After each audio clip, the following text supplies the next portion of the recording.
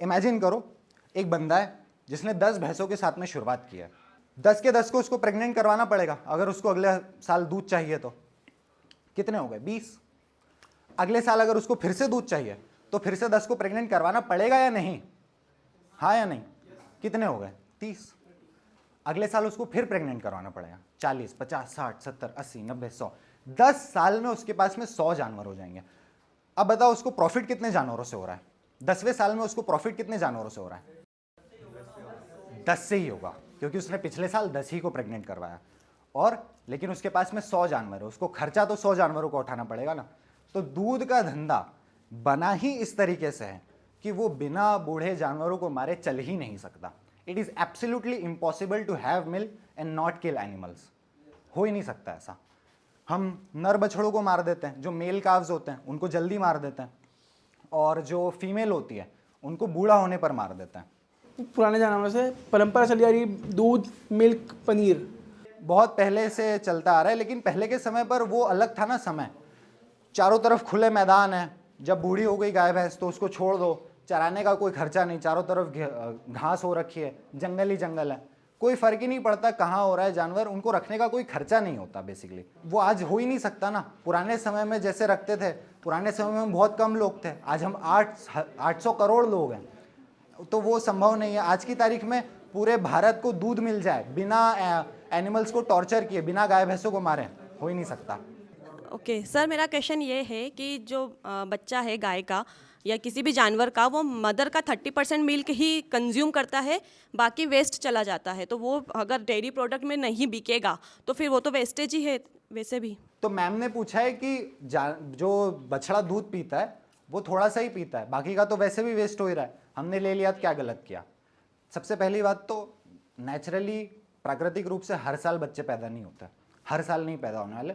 गाय भैंसे 3-4 बच्चे पैदा कर लेती है अपने पूरे जीवन में, 20 साल में। हम 8-10 साल में ही 5-6 बच्चे पैदा करवा डालते हैं। पहली तो बात वहाँ पर है।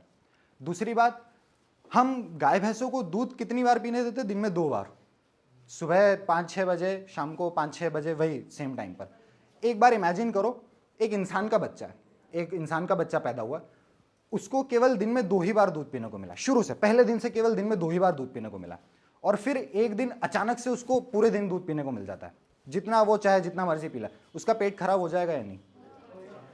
एग्जैक्टली वही बछड़ों के साथ में होता है। हम उनको शुरुआत से ही दिन में 2 बार दूध पिलाते हैं यार, और फिर हम कहते हैं कि देखो अगर इसको मैंने छोड़ दिया था रात को, देखो हो गया कि नहीं पेट खराब, अब मैं लूँ कि नहीं लूँ दूध? हाँ,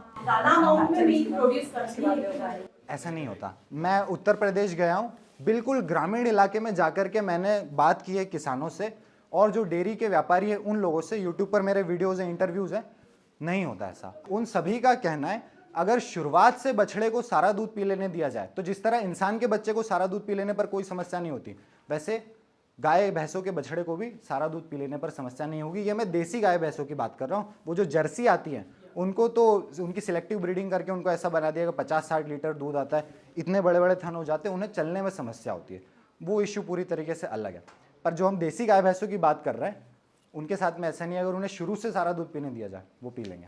जंगल में क्या होता है? जंगल में वो जब उसकी मर्जी होती है तब पी रहा है, और दिन में हम मैक्सिमम, अगर ज़्यादा से ज़्यादा कोई करता भी है, बहुत कृपालु बंदा है, तो वो 20-25 दिन शुरुआत के उसको ज़्यादा दूध पिला देता है, और शुरू के 1-2 दिन जो थोड़ा सा गाढ़ा दूध आता है जिसको कोलेस्ट्रम बोलते हैं, वो भी उसको पी लेने देता है।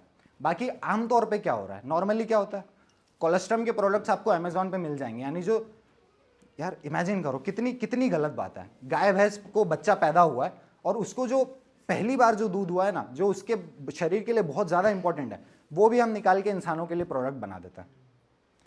आमतौर पे यही होता है। और उसके बाद भी हम जब उसको 2 बार की आदत डाल देते हैं, तो जैसे कुत्ते को 2 बार की आदत डाल देते तो फिर उसे सुबह शाम ही पॉटी करने के लिए जाता है वो घर के बाहर, उसके अलावा वो जाता नहीं।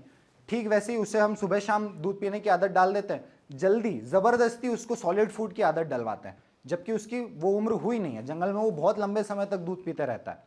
कुतियाओं के बारे में हम ये सवाल नहीं पूछते, हम ना ही बिल्लियों के बारे में सवाल पूछते कि कुतिया को तो एक्चुअली 8 थन होता है। हम पर ये नहीं पूछते कि यार 8 में से 4 मैं निकाल लेता हूँ, ये नहीं बोलते ना हम। गाय भैंसों का हम इसलिए बोल रहे हैं क्योंकि वो लंबे समय से चला आ रहा है, हमें लग रहा है यार ठीक है। उस बारे में अगर हम एक फ्रेश पर्सपेक्टिव से देखें कि गाय भैंस भी उसी तरह है जिस तरह बाकी के जानवर हैं, तो हमें लगेगा एक्चुअली उनमें कोई डिफरेंस नहीं है, और जो हम कर रहे हैं उसका कोई लॉजिक ही नहीं बनता।